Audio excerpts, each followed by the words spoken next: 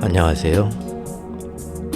알찬 방송 그리고 밝은 방송 여러분과 함께하는 최후의 오크의 경제 이야기입니다.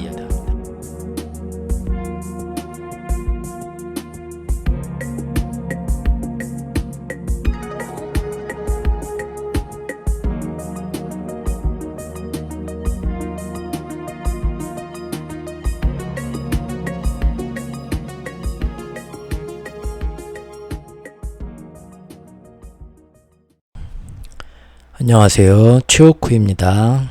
네. 비가 많이 오는데 다들 별 문제 없이 잘 계신가들 모르겠네요. 아유, 지겹네요, 벌써. 내일부터는 좀 그친다는 얘기도 있던데, 좀 그쳐야죠. 너무 오래 왔습니다. 지금 충청도 쪽, 경북 쪽, 참 농민들, 이재민들, 참, 안타깝고요.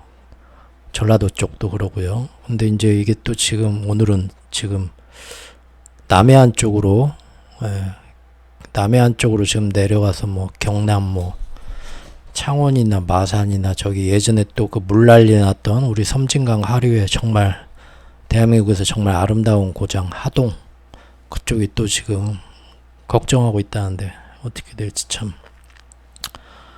제가 있는 곳은 다행히 물난리는 안 났지만 몇 날 며칠 계속 비가 오다 보니까 제가 작년부터 좀 이렇게 인생의 어떤 좀 쉬어가는 전환점을 좀 하려고 집도 요새 갬성이라고 하나요? 옛날 좀 오래된 구시가지에 있는 마당 있고 저 멀리 시장도 보이고 하는 그런 동네로 잠깐 단기로 전세로 이사를 왔는데 계속 며칠 동안 비가 오고 하다 보니까 누전 차단기가 나가버리더라고요. 그래서 지금 그걸 업자분을 불렀는데 보더니 누전 차단기 그 자체의 문제가 아니라 그 안에 한참 동안 여러 가지 배선을 쭉 집안을 보시더니 습기가 많이 차고 해서 이렇게 오래된 집안에서는 어디서 문제가 된 누전이 되고 있는 걸 이제 그 계측기로 보여주시더라고요. 그래서 이거 못 잡는다고 천장 다 선 뜯어야 어딘지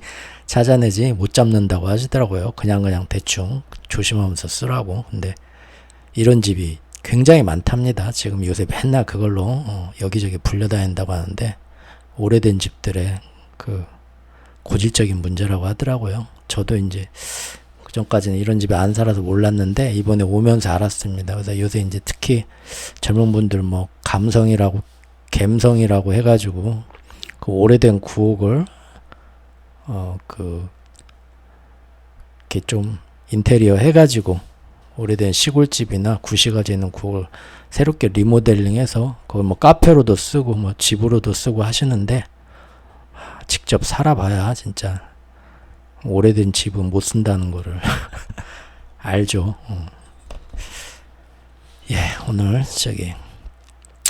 오늘은 또 저번 1, 2편에서는 그 세계 정세에서 미국이 어떻게 나토 회의를 기점으로 해서 확실하게 지구를 디커플링으로 앞으로의 경제를 더 확실하게 쥐어가기 위해서 어떤 시스템을 완성했나 봤고 중국이 얼마나 지금 진퇴양난에 빠져가지고 이러지도 저러지도 못하고 지금 한 달째 고민 중인가도 봤습니다. 근데 이제 중국 영상 찍고 바로 어젠가 중국의 또 다른 경제 지표가 나왔는데 더 안 좋게 나왔죠. 지금 어떻게 될지 봐야겠고요. 오늘은 이제 저번에 예고한 대로 미국 시장의 현재 상황, 시장에 대해서 진맥을 보고요. 그 다음에 그 뒤에 이제 환율 같은 것도 잠깐 보고 좀 차트 좀 보고 하겠습니다. 사실은 이 시리즈를 다 지금 저번 주에 다 비오던 주말까지 해서 다 만들어 놨던 거를 이제 하나하나 끊어서 풀고 있는데 워낙 얘기가 길어지다 보니까 이제 먼저 두 개 영상 내놓고 이제 하루 쉬었다가 또 지금 내놓는 겁니다. 하루에 3개까지 영상을 이렇게 내놔 보니까 그러지 않아도 영상 하나가 긴데 이거 제 영상을 보려고 하시는 분들이 참 힘들게 보는 것도 있지만 유튜브에서 3번째 영상은 알고리즘에 노출을 아예 안 시켜주더라고요. 어떤 스팸으로 보는 건지 너무 확연하게 차이가 나게 예전에 보니까 이렇게 긴 영상을 하루 24시간에 3개를 올리면 세 번째는 거의 뭐 노출이 안 되는 것 같더라고요. 그래서 2개 올리고 나면 조금 하루 정도 이렇게 쉬었다가 올려줘야 이게 좀 그나마 정상적으로 노출이 되는 것 같더라고요. 이제 사실은 조금 뭐 일요일 날 만들었던 영상을 이제 하는 거라서 내용을 뭐 그 며칠 사이에 2, 3일 사이에 또 저기 좀 늦어지는 것도 있지만 2, 3일 사이에 관련 또 기사가 나오면 그걸 한두 개씩 제가 또 추가를 합니다. 되도록이면 이 영상이 나오는 시점에서 가장 그 최신의 정보를 여러분들한테 전해드리려고 그래도 노력은 하고 있습니다. 오늘 미국 시장 한번 보겠습니다. 미국 시장에서 다시 살아난 골디락스 기대. 예전에 우리가 영상에서 제가 한번 뭐 3월 달쯤이었나요? 이게 진짜 골디락스인가 아닌가 보자 했죠. 그리고 그때 실제로 그 이후로 떨어졌어요. 진짜 골디락스가 아니었죠. 하지만 다시 또 시장에서는 올라와서 지금은 그때보다 더 높아졌습니다. 시장이. 그리고 다시 한번 골디락스 얘기가 나왔고요. 이번에는 저번 골디락스와 달라진 거는 실제 시장의 기술적 분석으로, 그때는 예상만 그랬는데 지금은 실제 시장의 모습이 기술적 분석으로 일정 수준 이상으로 지수가 다 올라가 버렸죠. 좀 더 이제 눈으로 보이는 골디락스죠. 단순 추정이 아니고요. 그게 어떤 모습인지 한번 살펴보도록 하겠습니다. 7월 첫째 주, 7월 초까지만 해도요, 시장이 이제 7월 달에 이제 특히 미국의 월가액들은 휴가도 일찍 가니까 우리도 이제 좀 있으면 원래 다음 주부터인가 아이들 방학이죠. 대학생들은 벌써 한 데도 있고요. 근데 이제 이렇게 비가 많이 오고 하니까 조기에 일찍 방학을 하는 데도 있다고 하더라고요. 근데 어쨌든 지금 원래는 우리나라는 7월 말에 회사원들이 제일 저기 휴가를 많이 받죠. 요새는 이제 7월까지 장마 기간이 길어지니까 8월 달에 애들 또 많이 가실 것 같아요. 예.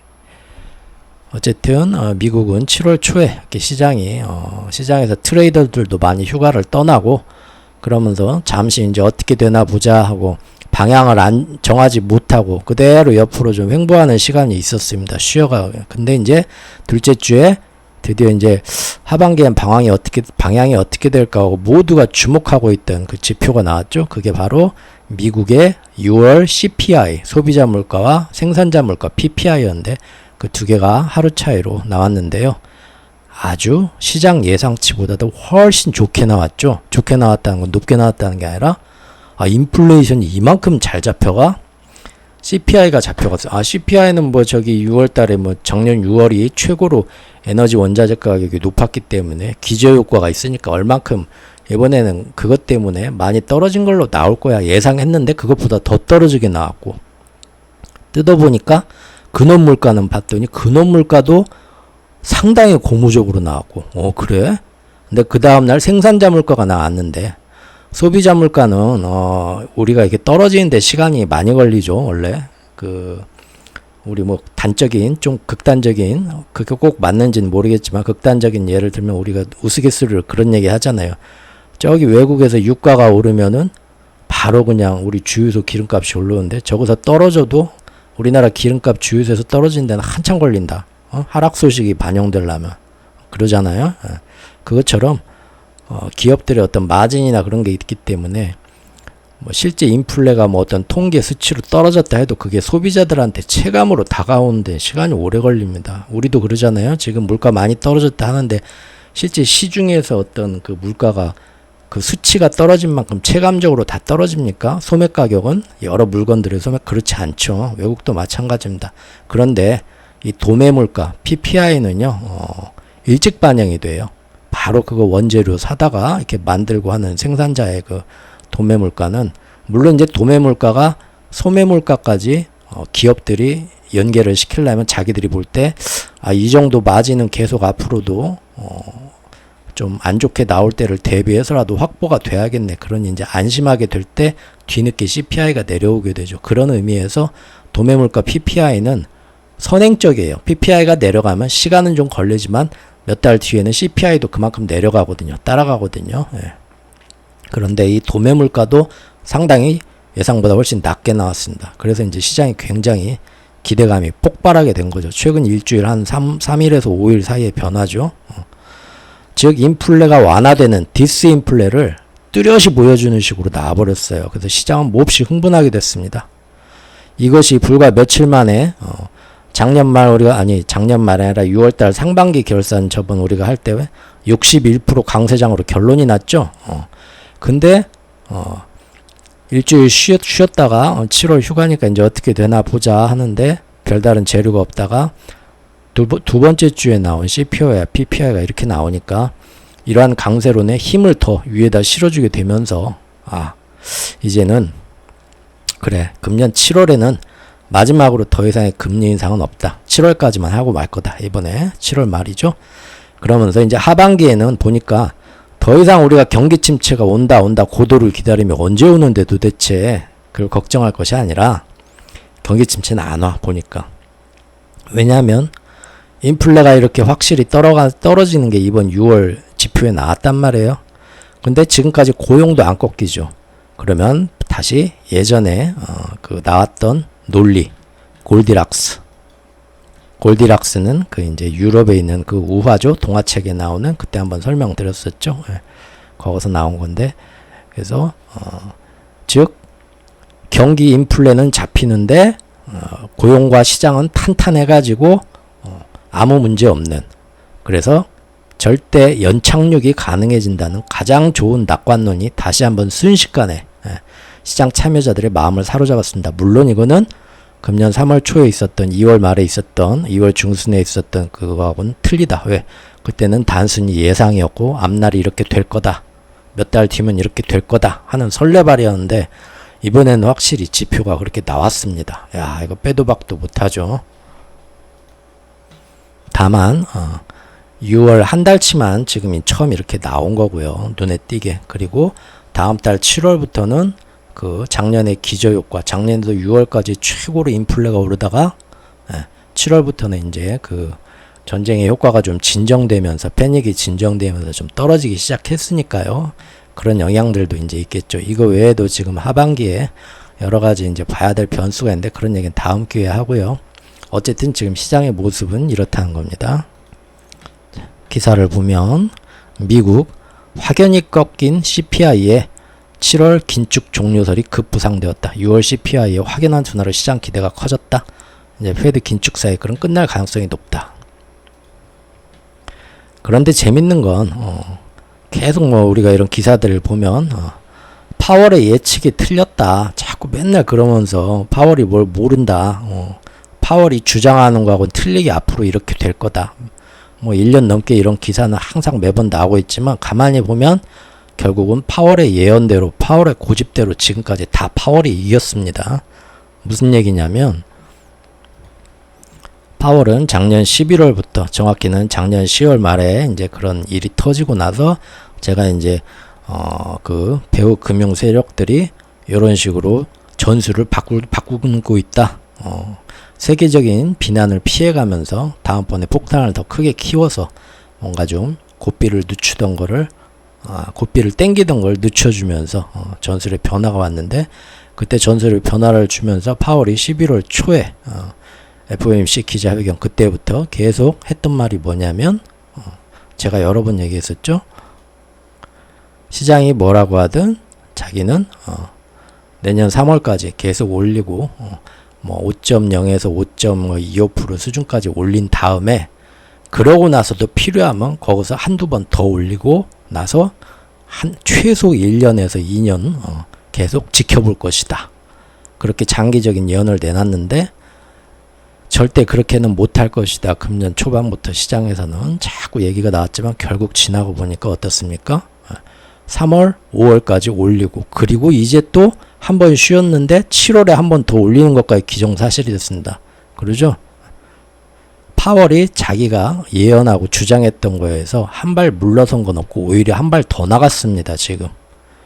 시장은 계속 그동안 파월은 이렇게 말하는데 언제 끝낼 것이다 말하지만 시장이 계속 지고 있는 거죠. 사실은.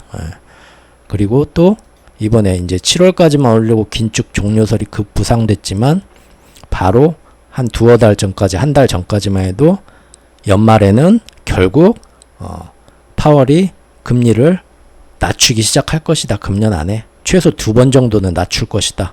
그랬지만 지금은 이제 연말까지는 안 낮출 것 같다. 연착륙이 와도. 그리고 내년 봄쯤부터 낮추기 시작할 것 같다고 시장이 사실은 뒤로 주장이 밀린 겁니다. 예. 근데 이제 그런 것들은 잘 집중을 안 하죠. 일단은 이 들뜬 마음에. 다음 기사도 보면 도매 물가가 확실히 잡혀서 이것이 굉장히 좋은 인플레가 이제 터널의 끝을 지나고 있다. 연착륙 시나리오가 다시 대두된다라는 기사고요. 보면은 변동성이 심한 에너지와 식품, 무역 서비스를 제외한 근원 도매 물가 역시도 보면은 전년 대비로 최소 상승폭이다. 전월 대비로는 조금 높아지긴 했지만 그러면서 CPI, PPI가 모두 시장 예상치를 하회했다. 그 얘기가 지금 나와 있습니다. 물론 사람들의 그 열기에 환호에 좀 묻히기는 했지만 또 나온 지표가 하나 있었는데 그거는 이제 실업률이 나왔는데 실업률은 오히려 늘어난 게 아니라 더 줄었습니다. 그래가지고 여전히 더 낮아지는 실업률이 계속 고용시장은 정말로 타이트하고 짱짱하다.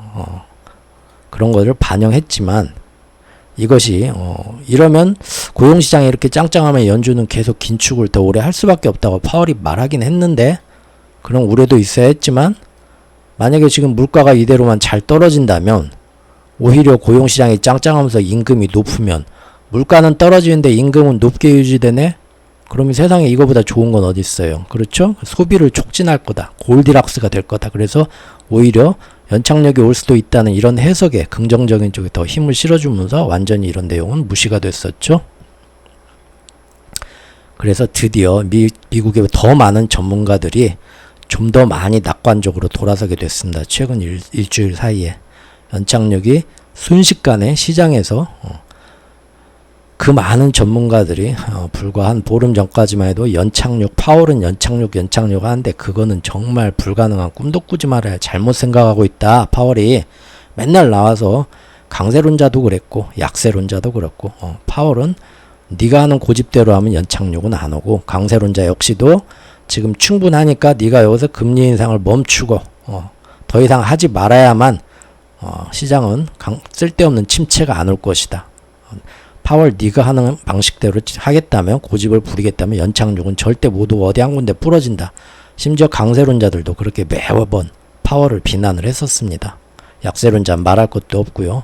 그런데 이제는 이번 일주일 사이 분위기가 180도 바뀌었죠. 그 전문가들이 전부 나와서 파월이 7월에 한 번 더 올리더라도 연착륙 한다. 결국은 파월이 지 고집대로 다 하고 거기서 사실은 한 번 더 올렸겠죠. 한 번 더 올리는 건데도 파월 말대로 연착륙이 된다. 파월한테 뭐 사과 편지라도 보내야 되는 거 아닌가요? 다 모여가지고 파월 초대해서 케이크 자르면서 그동안 진짜 너한테 잘못했다, 오해했다. 좀 뭐라고 사과 방송 해야 되는 거 아닙니까? 이 정도면? 그렇죠. 예. 지금 보면 인플레이션이 둔화되고 있다. 근데 노동시장은 탄탄하다. 그렇다면 연착륙이다. 지금 이렇게 논리가 나왔다는 겁니다. 기사를 보면. 이러면은 물가가 잘 잡히니까 연준은 금리 인상을 7월까지만 올리고 이제는 완전히 진짜 멈출 것이다. 이번엔 진짜다. 이것도 참 고도를 기다리면 해요. 맨날 더 이상 못 올리고 이번에 멈춘다 한 거는 작년 5월부터 나왔었습니다. 시장에서. 이번엔 진짜 멈출까요? 봅시다. 저번 달에 한번 멈췄죠. 일단. 예. 자, 반면 노동시장은 신규 고용은 줄면서 조금씩 위축이라기보다는 좀 둔감해지는 모습이 나오기는 있습니다. 하지만 여전히 역사적으로 가장 탄탄한 수준이다. 이것은 경제에 추락이 없을 것이라는 거다. 경제가 추락되고 침체되는 건 당장 뭡니까? 실업률이 확 늘어나야만 되니까요. 예. 예전 설문조사에서 불과 한 달 전 설문조사에서 미국의 경제학자들은 1년 안에 미국 경제가 침체에 빠질 가능성을 60%로 봤었는데 지금은 54%로 일주일 만에 바뀌었다. 거의 50대 50으로 됐다는 거예요. 그렇게 침체가 올 거다 노래 부르는 사람들이 다 지금 주장을 바꿨다는 얘기입니다. 그리고 아울러 2, 4분기 미국 국내 총생산 전망률도 대폭 상승했습니다. 그때 1분기 GDP도 거의 2배 가까이 잠정치, 속보치에서 확정치로 2배 가까이 뻥 뛰었죠.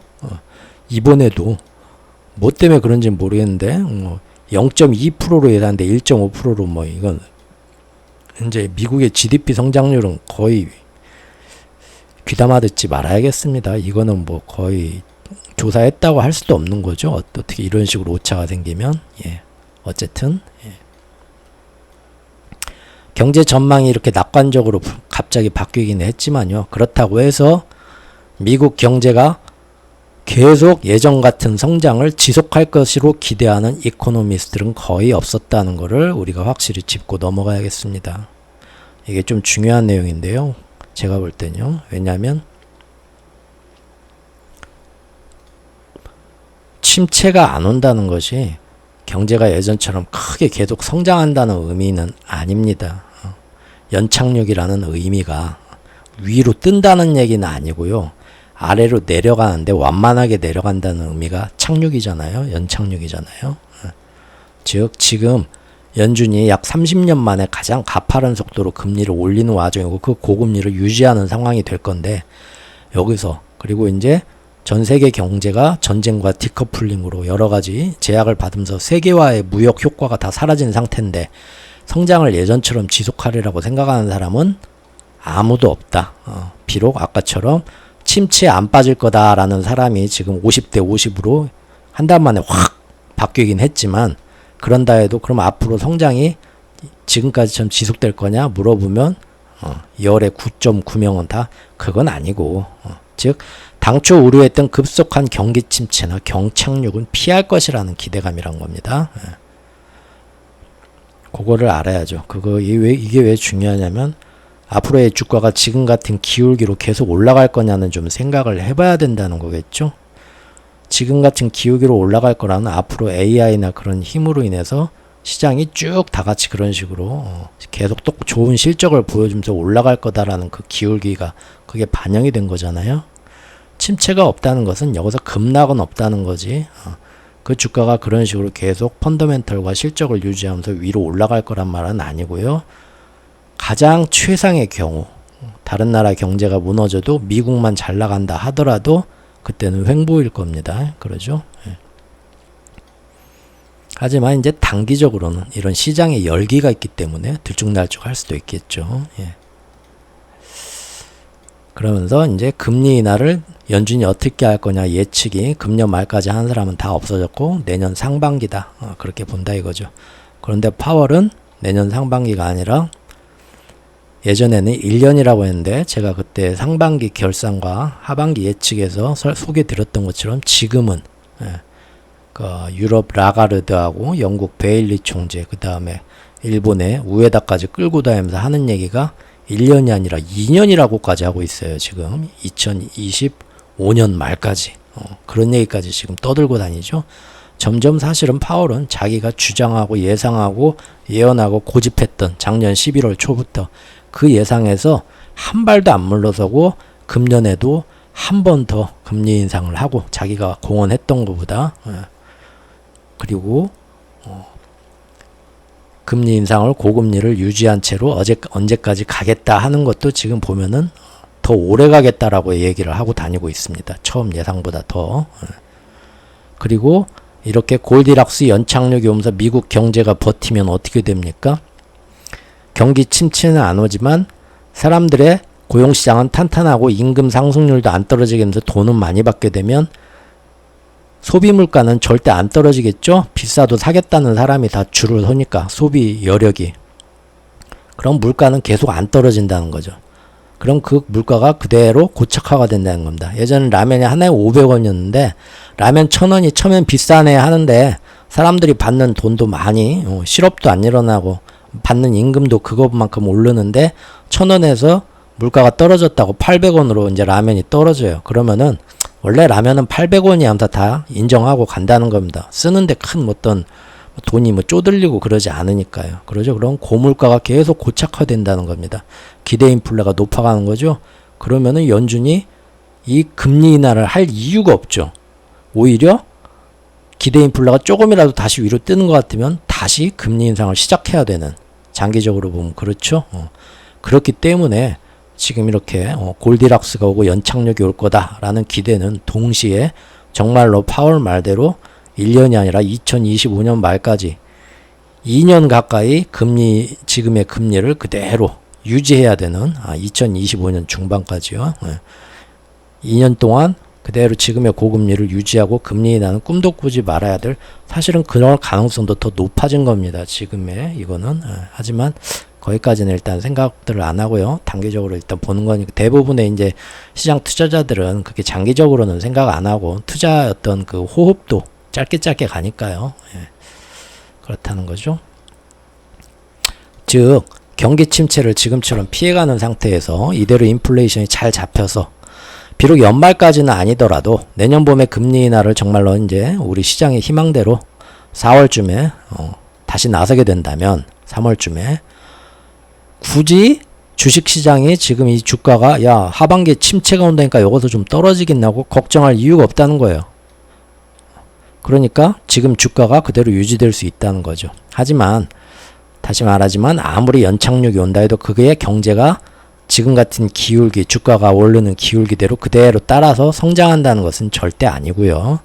단순히 경착륙, 큰 침체를 피해서 횡보하거나 아니면 완만하게 추락하거나 최선의 결과로 포장한다고 해도 완만하게 성장할 수 있다는 희망입니다. 이 완만하게 성장할 때는 정말 AI가 모두의 희망대로 커줄 때겠죠. 완전히 시장에서 뭔가 성과를 보여줄 때겠죠. 지금은 AI 아직까지는 아무런 매출이나 성과에 아직 아무것도 없습니다. 즉 지금의 AI 기대로 그동안 상반기에 높아진 주가가 앞으로도 계속 더 높아지려면, 생각을 해보면 앞으로도 계속해서 AI와 빅테크 주도로 정말로 지금의 기대대로 가시적인 성과가 이제 나와주기 시작해야 됩니다. 기업의 성장, 매출 이런 거 있어서. 그게 만약에 안 되면 어떻게 될까요? 그러면은 큰 하락까지는 아니더라도 이렇게 연착륙이 된다 하더라도 일부 조정 구간이 오겠죠. 조금 김 한번 빼고 가자 하고, 아니면 이대로 침체 없이 버티다가 정말로 내년 상반기에 정말로 금리 인하가 시작되는 거예요. 지금 시장의 최선의 희망대로. 그런데 이미 주가는 지금 보니까 그러한 상황을 다 선반영한 정도로 PE가 오른 상태라고 합니다. 제가 계산한 건 아니고요. 기사나 전문가들이 그렇게 얘기해서 저도 그렇게 말해보는 겁니다. 그러면은 이 얘기는 뭔 얘기냐면, 여기서 잘 돼야 그래봤자 앞으로 주가는 현 수준 유지 횡보라는 약점을 사실은 내포하고 있는 논리입니다. 그리고 하반기에 만약에 지금 사람들이 거의 생각을 안 하고 있는 유럽의 경기 침체와 본격적인 침체와 중국이 못 살아나고 정말 불황에 빠지는 이런 일들이 터지면 이것이 미국 경제에는 정말 아무런 영향을 흠집을 안 맺힐 거냐, 아니면 미국도 결국은 세계 경제의 한 부분이기 때문에 어느 정도 영향을 받을 거냐, 그것까지는 아직 아무것도 계산이 안 나온 거죠. 어쨌든 시장은 기술적으로는 일정 수준을 넘어버렸고요. 그것이 수치상으로 그리고 기술 분석적으로 강세장 평가에 힘을 실어주게 되었습니다. 그래서 이미 기분에 취해버리게 되었습니다.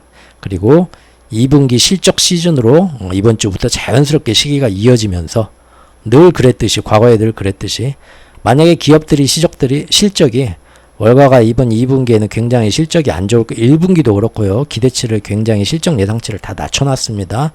그런데 지금 1분기도 그러고 2분기도 그러고 지금 이미 GDP 성장률도 몇 배로 오차가 크게 나올 정도로 아웃퍼폼을 했기 때문에 만약에 여기서 실적이 예상보다 좋게 나오면 그럴 확률이 또 높겠죠. 이번에도. 왜냐하면은 워낙에 지금 1분기처럼 낮춰서 지금 잡고 있기 때문에요.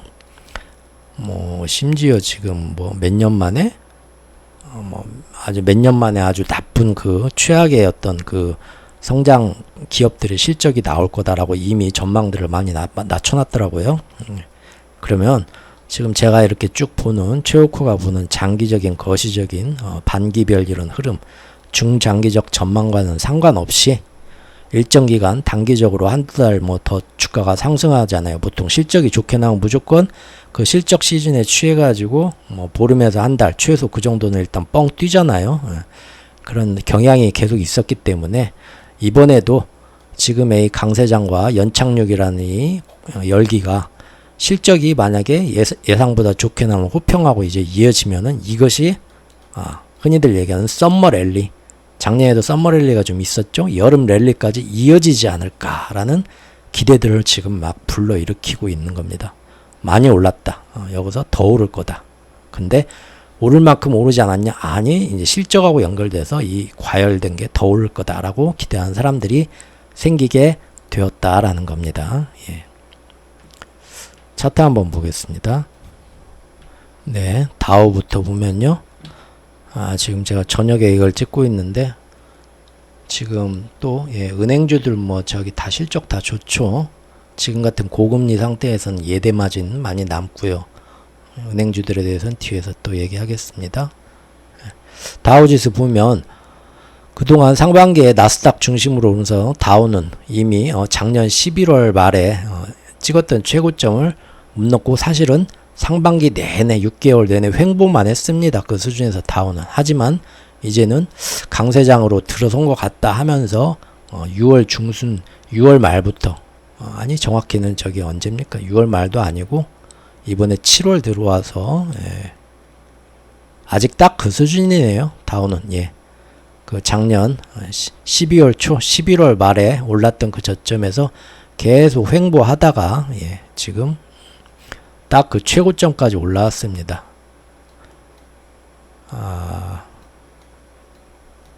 여기 지금 ABC는 신경 쓰지 마십시오. 뭐 반등의 ABC처럼 했는데 일반적인 그 엘리엇 이론에 맞지 않는 체오쿠가 사자로 지가 맘대로 개발해낸 엘리오크 파동 이론으로 마침 제가 이제 일요일날 이 영상을 찍으려고 지금 이 원고를 준비하면서 차트를 딱 보니까 다우부터 해서 모든 그 종합지수 차트에 이 모양이 딱 이제 나오기 시작하더라고요. 일반적인 ABC에는 안 맞는데 제가 개인적으로 이렇게 혼자서만 보는 엘리옥 파동 이론하고는 서서히 이제 거기 모양이 나와서 지금 은근히 ABC 반등이 이제 그동안은 꿈틀이파라고 전혀 종잡을 수 없는 모습이 나왔는데 요게 슬슬 조금씩 눈에 보이기 시작하네 하고 해서 제가 이제 그려놓은 거니까 또 이제 좀 아시는 분이 좀 말도 안 되는 선을 그어놓고 자는 뭐 한다냐 그러지 마시고요. 그냥 제가 좋아하는 반찬입니다. 신김치처럼. 그렇게 나왔고요. 스파이가 문제죠. S&P 500. 자, S&P 500도 지금 사실은 많이 문제가 있습니다. 예전하고 틀리죠. 뭐가 문제죠? 빅테크가 지금처럼 S&P 500에서 이렇게 많은 비중을 차지한 적이 없었습니다.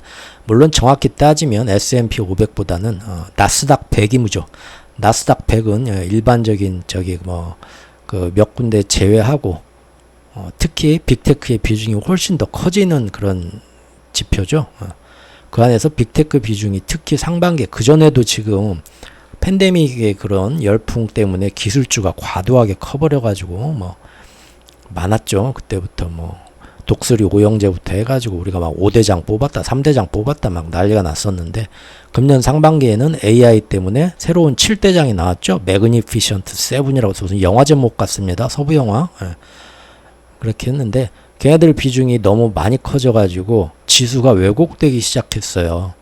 그래서 지금 얼마 전에 그 미국 증권 거기에서 안 되겠다. 이거 비중을 줄여야겠다. 너무 지금 일부 섹터 매그니피션트 세 빅테크만 올라가고 나머지는 그렇게 많이 올라간 것도 아닌데 전체 지수를 대표해야 되는 대표 성향이 있는 이런 나스닥 100 같은 지수가 전체의 모습을 반영하지 못하고 마치 그 나라 국민들의 저기 얼마나 잘 사십니까? 여론조사 하면은 99%가 다 극빈층이어갖고 아유 우리 굶어 죽어요 한데 1%의 어마어마한 재벌들이 요새 먹고 살기 참 좋네요 하면은 그 비중치 가중치를 잘못 설정해가지고 저 나라 국민들은 대체적으로 평균적으로 다 먹고 살기 좋답니다. 그렇게 여론조사 결과를 내놓는 것처럼 방식의 통계 방식이 집계 방식에 문제가 있다라고 나온 거죠. 그래서 지금 그게 언제 지금 발표되는 게 20 며칠인가요? 조정해가지고 그렇게 조정이 되면 조금 영향을 받겠죠. 어쨌든 S&P 500도 다른 때보다도 지금 보면 전체 그 S&P 500 기업 여러 산업군을 나스닥 100과는 달리 여러 산업군을 골고루 다 반영하기는 했지만 그럼에도 불구하고 지금 매그니피션트 7의 비중이 워낙 커가지고 S&P 500도 사실 말도 안 되게 지금 약간 붕 뜨고 왜곡된 면이 없잖아 있지 않습니다. 제가 정확히 기억은 못하는데 여러분들도 보신 분 있을 텐데 기사에서는 얼마 전에 어떻게 났었냐면은 상반기에 뭐 나스닥이 뭐 30몇 프로 뭐 오르고 뭐 강세장이고 어쩌고 하는데 전체 그 기술주들 말고 나스닥 아니 전체 S&P 500을 봤을 때는 뭐 일부 빅테크 종목이 뭐 100% 이상 오르고 했지만 그것들을 빼고 나머지를 보면 상반기에 7%인가 밖에 안 올랐다고 했어요. 부익부 빈익빈이 어마어마하게 큰 거죠. 그래서 어쨌든 그걸 감안하고 보기는 해야겠지만 그래도 지금 S&P 500 보면 피보나치에서 여기까지 올라왔습니다. 와, 이 정도 올라왔으면 대단한 거죠. 지금 원래 여기가 50%고 피보나치 되돌림으로 따지면 약하게 올라왔을 때 38.2%, 좀 세게 올라오면 61.8%로 보는데 여기까지 올라온 거죠. 여기는 몇 프로냐면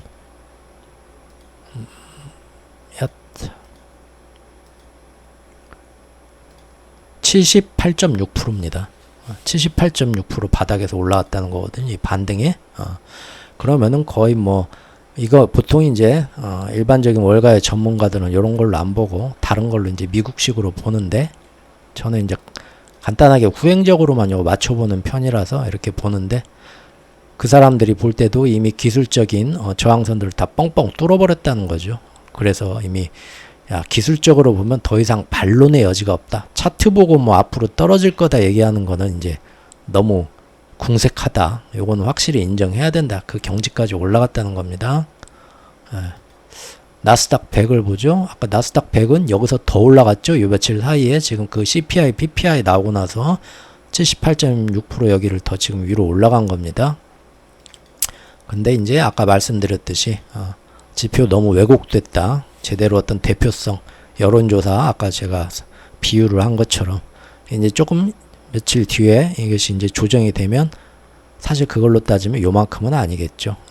뭐 이 정도가 될지 이 정도가 될지 지켜봐야겠습니다. 나스닥 종합지수를 보는 게 낫겠죠. 그래서 차라리 나스닥 종합지수를 봤을 때 그때 여기 61.8% 좀 세게 올라왔다 하면은 61.8%인데 거기 한번 찍었다가 후퇴했다가 이번에 CPI, PPI 나오면서 거기를 빵 뚫었습니다. 결국은 뭔 얘기냐면 기술적으로 아유 이 정도까지는 베어마켓 랠리로도 이 정도는 올 수 있어 라고 하는데 그 이상으로 지금 뚫었다는 겁니다. 기술적으로. 그러니까 지금 더 시장이 열광하고 확실한 강세장이라고 지금 더 침체가 올 거라 했던 사람들도 다 뒤로 벗어나고 강세론자들도 좀 이따 뒤에 살펴보겠지만 많이들 지금 분위기가 굉장히 바뀌었습니다. 일주일 사이에. 러셀 2000 보겠습니다. 러셀 2000도 사실은 이게 언제입니까? 금년도 2월 초에 골디락스다 하고 올랐던 그때만큼은 못 올랐어요. 그리고 오르긴 올랐는데 보면은 딱 러셀 2000은 지금 여기 보이시죠? 38.2% 피보나치에서 당연스럽게 내려갔다가 올라오는 그 이제 최저 구간 거기까지 지금 딱 왔네요. 마침. 하지만 이 정도만 왔어도 마음고생하는 사람들한테는 굉장히 좋은 결과죠. 특히 우리 그 아크 인베스트의 캐시우드 할머니 이 정도면 굉장히 또 그 사람은 액티브죠. 수동 펀드도 아니고 액티브 펀드죠. 자기 마음대로 막 넣었다 뺐다 하면서 나만 믿고 따라와 하면서 지금 막 종목을 바꿔가면서 능동적으로 대처하겠다. 잘했으면은 수익도 많이 받겠죠. 이 정도 상태네요. 10년물 국채 금리는 작년에서 이만큼 떨어졌지만 1월달까지 금년 1월 중순에 이 정도 떨어졌지만 계속 여기서 더 떨어져 안정될 거다 했지만 제가 1월 초에 얘기했던 것처럼 어떤 변수가 올지 모르니까 계속 위아래로 박스권에서 횡보하면서 사람 마음고생 시키니까 잘 들어가지 말다가 나중에 이제 뭔 일이 한번 빵 터지면 이게 위로 한번 다시 한번 빵 솟구치고 그 다음에는 쭉 내려가는 그런 2페이지 3페이지가 올 텐데 그게 언제 올지 모르겠다. 국제 정세를 거시경제를 봐야겠는데 어쨌든 지금 6개월 지나가 보니까 어떻습니까? 여기서 여기 횡보했다고 봐야 되나요? 그렇죠? 예. 3.25에서 4.0 사이를 이렇게 횡보했다고 봐야겠네요. 횡보했는데 지금 요새 CPI, PPI 내려오면서 이것도 푹 내려오기 시작했습니다. 며칠 만에. 그래도 아직 3.5에서 4.0 딱 중간 사이인 3.75 상당히 높은 수준입니다. 예. 지금 여기서 딱 지금 멈춘 거 보이고요. 정말로 기술주들이 앞으로 계속해서 오르려면 이 10년물 국채 금리가 아시죠? 그거는 국채 금리가 높아지면은 기술주는 미래의 성장 가치에 대해서 주가가 뻥튀겨 있기 때문에 원래 당연히 내려가게 되어 있습니다. 그런데 지금 조금 이 정도 내려왔다고 해서 모든 기술주가 앞으로 쭉 올라갈 수는 없어. 3.75 정도만 돼도요. 사실은 많이들 압박받으면서 주가는 지금 여기서 슬금슬금 더 빠져야 되는데 오히려 더 올랐죠. 금년 상반기에. AI의 힘 때문에 이것도 뒤에 살펴보겠습니다. 이건 뭔가요? 이거는 달러 인덱스네요. 요거 많이 떨어졌죠. 예. 여기 지금 밑에 지지선을 빵 뚫었어요. 그때 제가 저번 영상에서 잠깐 이게 수준이 한번 봤었죠. 지금 굉장히 많이 떨어졌는데 며칠 사이에 그 CPI, PPI 나오면서 떨어졌다 해도 그 수준이 코로나 빵 터져가지고 4월, 5월까지 그래도 달러가 최고인데 하고 모두들 달러만 손에 쥐고 부들부들 떨 때 딱 지금 그 수준이다. 크게 봐서는. 오히려 저는 여기서 금리 인상할 때부터 쭉 이렇게 올라와 가지고 달러 가치가 최고를 찍었다가 한번 요거에 대한 전체적인 조정을 받으면서 달러 약세로 빠진다 금년 초에 하도들 금년 초에 뭐 10명 중에 9명이 그랬죠. 사실 저 빼고 다 그랬던 것 같아요. 달러 약세 이제부터는 달러 약세다. 금년 초에 그래가지고 저도 겁이 나가지고 이 정도면은 여기까지는 떨어지겠네. 그렇죠? 38.2%까지 여기까지는 떨어지겠네 해가지고 얘가 그때 화살표를 여기다 적어놨는데 이 수준에서 버티더라고요. 근데 올라오는데 이번에 떨어지네요. 지금 이게 여기까지 떨어질지 아니면 여기서 버티다 다시 올라갈지 한번 봐야 될 것 같습니다. 예. 그렇다는 거고요. 유로화 한번 보죠. 유로화는 제가 따로 차트를 예전부터 보던 데는 아니어서 어쨌든 유로화는 굉장히 오랫동안 많이 떨어졌습니다. 월봉으로 볼까요?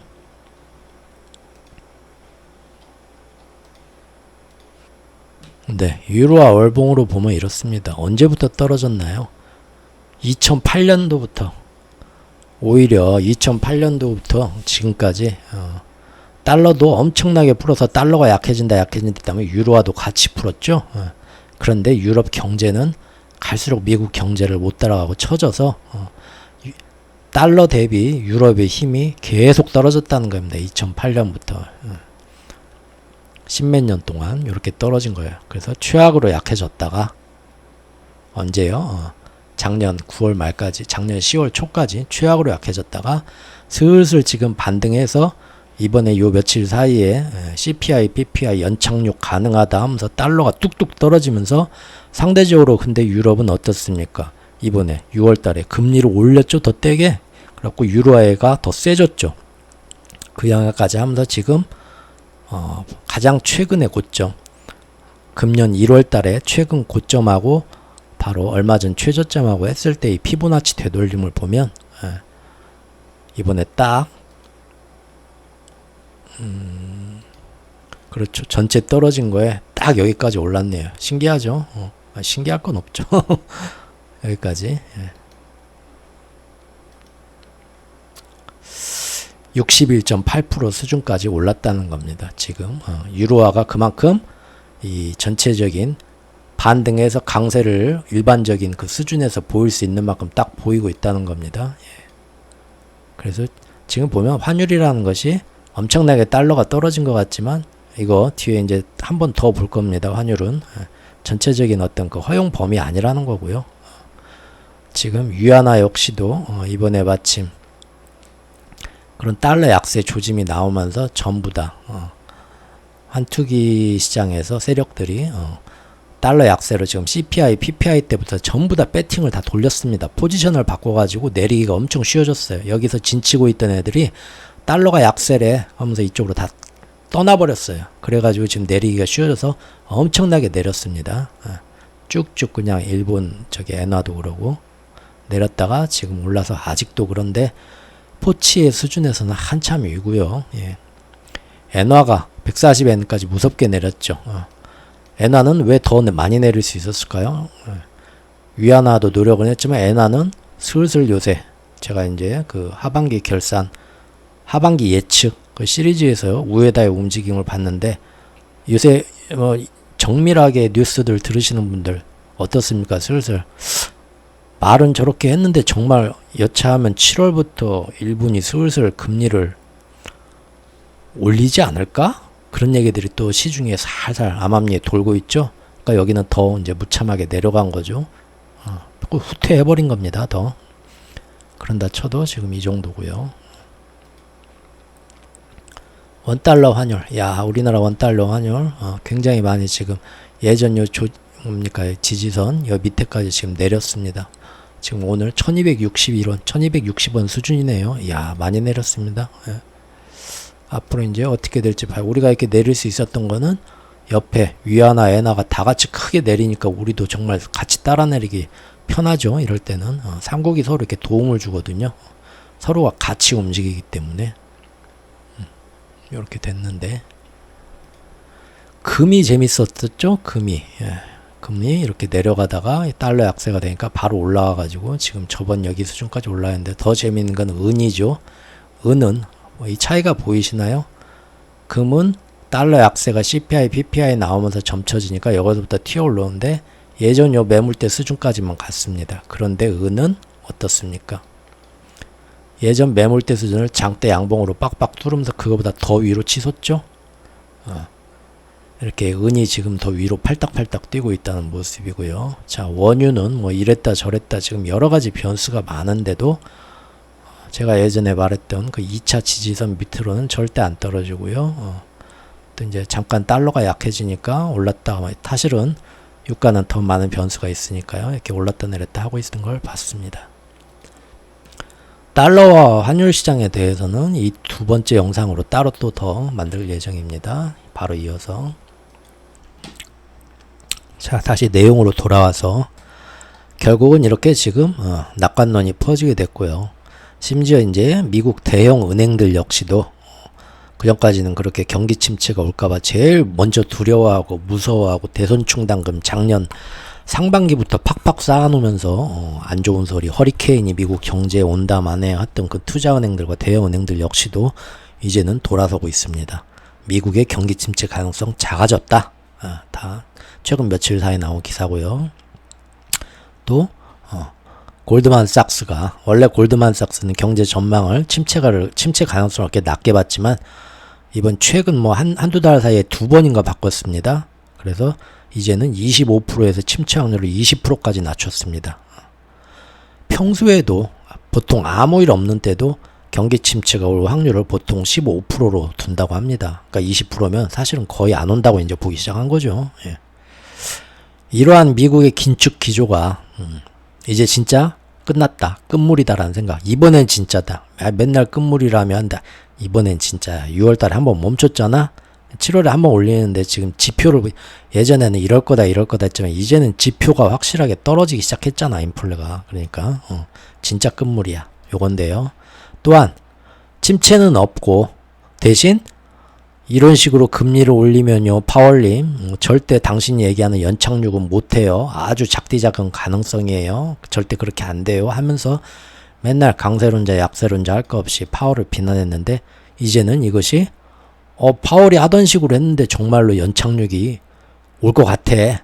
생각들이 바뀌었다는 겁니다. 그러면은 당연히 파월 앞에 다 달려가서 그건 당신 오해했다. 내가 잘못했다. 사과한다. 네가 최고다 해야 되는데 그런 사람은 없고요. 대신 전부 다 시장에 대한 낙관적인 전망에 전부 달러를 다 매도로 치고 달러 약세다 하고 그 다음에 대신 위험자산 시장으로 전부 달려갑니다. 위험자산 시장 어디죠? 주식시장으로 달려갔던 거죠. 자, 미국이 마침내 디스인플레이션 모드에 들어가면서 달러에 더 큰 하방 압력이 가해졌고 전 세계 위험자산이 다시 수혜를 입을 수 있다고 분석했다. 이렇게 됐습니다. 예. 달러는 지난해에는 엄청나게 폭등하면서 20년 만에 최강세를 보였지만 이제는 드디어 15개월 만에 최약세로 내려왔다. 15개월, 1년 3개월 만에 아까 달러 인덱스 봤죠? 뚝 떨어졌다는 겁니다. 예. 인플레이션이 예상을 하회하게 됐으니까 금리 인상 사이클이 거의 끝났다. 그러면은 달러가 여기서 더 강해질 일은 없다. 앞으로도 진짜로 금년 1월 초부터 달러는 약세에 빠질 거다 근데 상반기 안 빠졌는데 하반기는 이번엔 진짜다 이거죠. 예. 투자자들이 주식 등 위험자산에 더 몰리고 있다. 특히 연준이 실업률과 경제성장률을 대폭 떨어뜨리지 않고서도 물가를 잡았다는 것은 매우 성공적이다. 파월 좀 칭찬해 주지 꼭 집어서.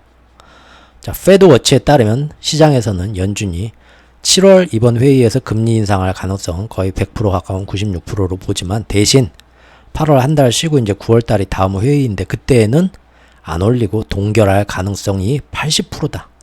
그렇게 반영하고 있다는 겁니다. 예. 그러면서 장밋빛 전망들이 우수수 쏟아져 나오기 시작했습니다. 어떤 전망이냐?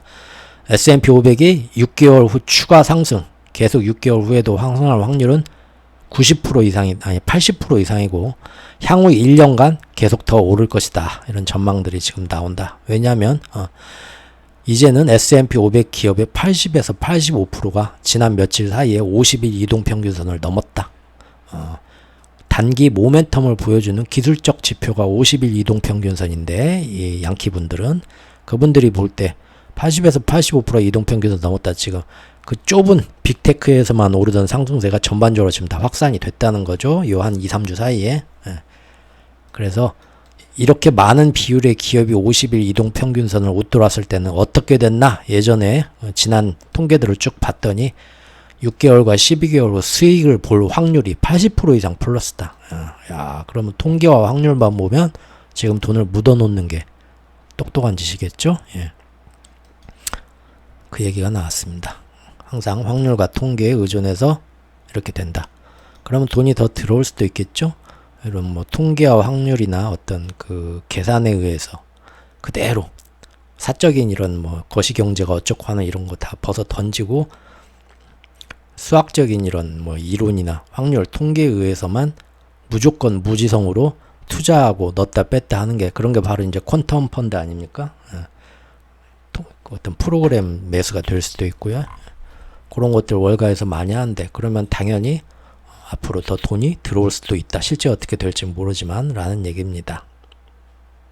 하지만 작년 결산한 거 보신 분들 연말에 있겠지만 작년 결산을 해보니까 그런 확률과 통계에 근거해서 투자했던 퀀텀 펀드는 작년에 다 아주 고배를 마셨죠. 실제 거시적으로 크게 보고 투자했던 사람만 작년에 일부 아주 극소수 이득을 봤었습니다. 이번엔 어떨까요? 봐야겠죠. 금년 연말에.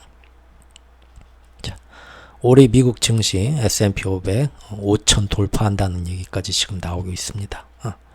덕분에 이런 전망이 바뀐 덕분에 작년 내내 손가락질을 받으면서 마음고생이 심했던 두 분이 다시 새롭게 음악위의 스타로 역주행하면서 다시 한번 재부상했습니다. 가장 대표적인 분이 이분이죠. 톰리. 이분이 아주 기세가 등등해지면서 다시 시장의 스타가 됐습니다. 작년에는 계속 작년 내내 두고 봐라 상승한다 했지만 한 번도 상승을 안 하고 전부 베어마켓 랠리로 판명내면서 쓰레기 취급을 받았었죠. 하지만 계속 이번에도 상승세 베어마켓 랠리 아니다 계속 간다 했는데 아까 우리가 차트에서 살펴본 것처럼 기술적으로 전부 여기까지는 베어마켓 랠리로 봐줄 수 있었는데 전부 그걸 빵빵 뛰어넘게 되니까 이 사람이 이제 시장의 승리자가 됐네요. 앞으로도 사상 최고치를 하반기에도 계속 더 경신할 것으로 이 사람은 예언하고 있습니다.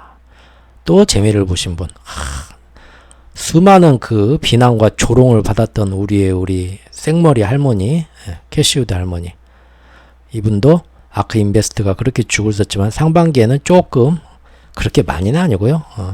중소 기술주만 보고 이분은 그 뭡니까 테슬라하고 엔비디아 그 두 개인가만 지금 대형 메가테크주만 자기 그 펀드에 있죠. 그래서 뭐 그렇게 큰 재미는 못 봤지만 아까 우리가 러셀 2000 지수 본 것처럼 어느 정도 그래도 많이 회복하고 많이 반등했기 때문에 이 사람 조금 체면을 좀 살렸죠 이번에. 그리고 이번에 나스닥 비중, 아까 나스닥 100 조정이 비중이 재조정될 거라고 했는데 그만큼 빅테크와 매그니피션트 7의 비중이 적어지면 그만큼 다른 중소기술주의 비중이 그 안에서 올라가게 되겠죠. 그럼 그 비중에 맞춰서 기관 투자자들은 포트폴리오를 기계적으로 공식적으로 리밸런싱 해야 되니까 그만큼 빅테크 메가테크는 팔고 중소기술주를 좀 더 사야 되는 수요가 나오겠죠. 그런 기대감도 좀 있다. 요새 이런 얘기입니다. 예. 이번은 뭐 그렇다 치고요. 테슬라와 메타군요. 엔비디아가 아니라 7대 빅테크 유일한 두 주식은 테슬라 메타뿐이다. 이분이 엔비디아 다 팔았나? 자, 그리고 이렇게 강세장 굳히기가 드디어 이제 7월 둘째 주 지나면서 더욱더 확실해지면서 그때 제가 상반기 결산하면서 상반기 강세론자들이 많이 변절했다, 변심했다, 내가 틀렸다. 또 재밌는 거는 오히려 상반기 약세론자들이 강세가 맞다고 변절했는데 변심했는데 재밌는 거는 상반기에 영원한 강세론자였던 사람들도 이렇게 주가가 올랐는데 6월 말에 근데 여기서 더 못 오르고 이제는 떨어질 것 같아요 하고 또 변심한 사람들도 나온 게 너무 재밌다. 제가 그때 소개를 해드렸었죠. 그런데 이번 7월 둘째 주에 이런 일이 생기니까 또 다른 사람들이 여기에 동참을 하게 됩니다. 누구냐면 빅쇼트 영화 보신 분들 있겠지만 여기서 이제 2008년 그 사태를 예상했던 시장의 비관론자, 약세론자 중에 역시 이번에도 굉장히 떨어질 거라고 하던 그 영화의 그 모델이 되었던 그 투자자 한 명, 아이스먼이라는 사람인데 라이언 고슬링이 연기한 사람인가? 이 사람이 그래서 이 사람 역시도 자기의 지금까지의 주장을 바꾸고 야 생각보다 미국 경제가 건전하다. 랠리가 계속 상승되고 하반기에도 이어질 것 같다. 말을 180도 바꿨다는 얘기입니다. 이 정도의 그런 언론의 집중도를 받는 거물급이 또 한번 변절을 했다는 거죠. 그리고 재밌는 건 우리 제레미 시계 이분 강세론자 죽을 때까지 롱을 외칠 것 같다는 우리 노익장 분이신데 제가 그 상반기 결산 영상에서 이분이 영원히 강세를 외치더니 갑자기 아닌 것 같다 말을 바꿨는데 또 불과 며칠 만에 골디락스 완성됐다. 여기서 더 간다. 지금 한 3번 바꿨어요. 금년 들어와서 여기 이번까지 해서 말을 조금 걱정이 됩니다. 그 의료보험이 잘 돼 있어야 보건소 가면 우리나라는 그렇죠? 바로 검사 해주는데 여기는 검사 해주시나? 반면 아주 그전까지는 월가에서 대단한 사람이다. 저 사람은 굉장히 통찰력이 있어 하고 굉장히 그 존경을 받던 약세론자 중에 가장 최고봉 1티어급이 마이클 윌슨이었죠. 그 사람은 제가 그때 상반기 영상에서 제가 전화 한번 했다고 했죠. 그때 굉장히 예민하게 막 나한테 뭐라고 했다고. 굉장히 지금 자기 말이 계속 틀려가지고 이분 조롱받기 시작했죠. 마이클 윌슨에 대해서 우리 아까 기가 이렇게 살은 우리 톱니 이 양반이 감히 자기가 비빌 급이 아닌데 마이클 윌슨을 얘가 조롱하기 시작했습니다. 이분이. 예? 이거 자존심 굉장히 상하겠죠? 여기 지금 트위터에 뭐라고 했냐면은 톱니가 야 그만 마이클 윌슨 조롱해라. 너희들 그 사람 그래도 원래 대단한 사람이었어. 펀더멘탈적으로 이거저거 제대로 잘 보는 사람이었어. 나는 항상 그 사람이 말하는 거하고는 내 주장하고는 틀렸지만 그래도 내가 그 사람이 그동안 보던 그 시장 전망 같은 거는 굉장히 나는 좋게 평가한다. 이거 우리 마이클 윌슨 형님 좋게 얘기해주는 척 하지만 사실은 이분이 1티어면 이분은 한 3티어 정도 되는 분인데 와가지고 지금 자존심 많이 상하겠죠? 너무 뭐라고 하지마. 이 양반이 그래도 예전에 보면 좀 나하고는 생각이 틀렸지만 그래도 나름 잘했던 분이야. 지금 이렇게 얘기를 하는 거죠. 이번 전화를 한 번 더 해봤는데 안 받으시더라고요. 전화기가 꺼져 있더라고요. 네. 그리고 이 약세론자 진영의 최고 거두가 마이클 윌슨인데 두 번째 2인자가 있죠. 마르코 콜라노비치입니다. JP모건의.